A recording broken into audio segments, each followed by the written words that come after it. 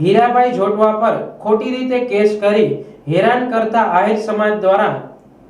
માંગરોળ મામલતદારને આવેદનપત્ર આપવામાં આવ્યું છે। હીરાભાઈ જોટવાની મનરેગા કામમાં ભ્રષ્ટાચાર કરાયા મામલે પાટણ પોલીસ સ્ટેશનમાં પૂછપરછમાં નામે બોલાવી એફઆઈઆર કરી કેસ નોંધી ભરૂચ પોલીસને સોંપી દેતા આહિર સમાજ લાલગુમ થયો છે। હીરાભાઈ જોટવા પર કરેલ ખોટા કેસોમાં સંડોવણી કરવાના બાબતે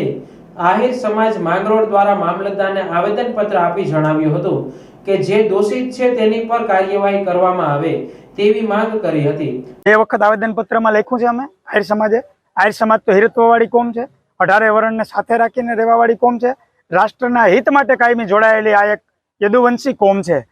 અને આવી રીતના અમારા ભામાશાને એની ઉપર અન્યાય થાય તે વાત હરગીજ વ્યાજબી નથી। તેના માટે અમે મુખ્યમંત્રીશ્રીને આવેદનપત્ર મામલતદારશ્રી મારફત આપ્યું છે અને આજે અને આવતીકાલે 2 દિવસ દરમિયાન પૂરા ગુજરાતભરમાં જ્યાં જ્યાં આહિર સમાજની વસ્તી છે તે દરેક તાલુકામાં આવેદનપત્ર અપાશે। પછીના દિવસે જિલ્લા મથકે કલેક્ટર સાહેબશ્રીને આવેદનપત્ર આપવાનો કાર્યક્રમ છે। છતાં પણ જો આવી જ રીતનું પૂછપરછ કરવાના બાનાથી હીરાભાઈ અને હીરાભાઈના પરિવારને ઉઠાવાઈ જવાની પ્રક્રિયાઓ ચાલુ રહી અને ના છૂટકે આહિર સમાજને જબરજસ્ત સંમેલન કરવું પડે અને તેના માટે આખી રણનીતિ નક્કી કરવી પડે તે પહેલાં આના માટે યોગ્ય તપાસ થઈ અને જે કંઈ વસ્તુ છે તે ખરી વસ્તુ છે તે જ બહાર આવે તેના માટેની અમારી આહિર સમાજની માગણી છે। ખરા તહમતદારને બચાવવા હીરાભાઈ જોટવાના પરિવારને ખોટી રીતે ચિતરવામાં આવ્યો છે અને જો હીરાભાઈ જોટવાને હેરાન કરવામાં આવશે તો આવનારા દિવસોમાં ગુજરાતભરનો આહિર સમાજ શક્તિ પ્રદર્શન પણ કરશે। મનરેગા ભ્રષ્ટાચારમાં હીરાભાઈ જોટવાની ધરપકડ કરવામાં આવી છે, જે ભ્રષ્ટાચારના નામે ખોટી સંડોવણી કર્યા હોવાના મામલે આહિર સમાજના આગેવાનોએ આજે મુખ્યમંત્રીને સંબોધી માંગરોળ મામલતદારને આવેદન આપ્યું હતું। માંગરોળ તાલુકા પર ભરવાથી આહિર સમાજ મોટી સંખ્યામાં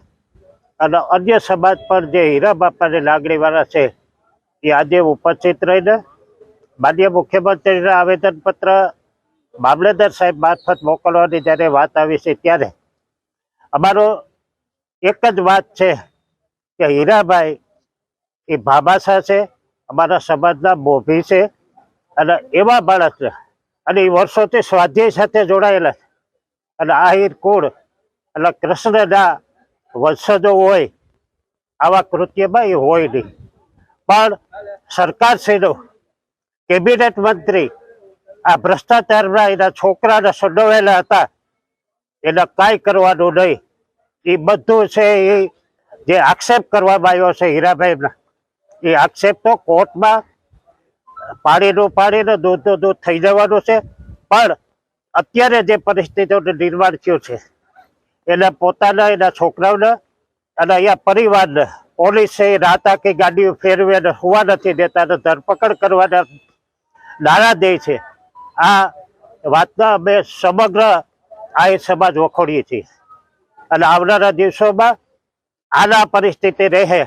તો અમારે ના છૂટકે આજે આવેદનપત્ર 2 દિવસ સમગ્ર ગુજરાતમાં આપવાના અને આવતીકાલે બુધવારે કલેક્ટર સોમનાથ અને કલેક્ટર જુનાગઢના આપવાના અને આવનારા દિવસોમાં શક્તિ પ્રદર્શન કરવા માટે સમગ્ર ગુજરાતમાંથી આહિરોને ભેગા કરી અને સરકારને સામે અમે બતાડવાના છે કે આવું ષડયંત્ર એક સારા માણસ અને એ પણ એનો ગુનો એટલો જ હતો કે ધારાસભાની ચૂંટણી લડ્યા અને એમપીની ચૂંટણી લડ્યા, તો ચૂંટણી લડવાનો તો સૌના અધિકાર હોય છે, પણ એના ષડયંત્રના ભાગરૂપે આ માણસના એમાં ખાસ કરીને આહિર સમાજના ડેમેજ કરવા માટે જે ષડયંત્ર કર્યું છે એ અમે સમાજ સાખી નહીં લઈ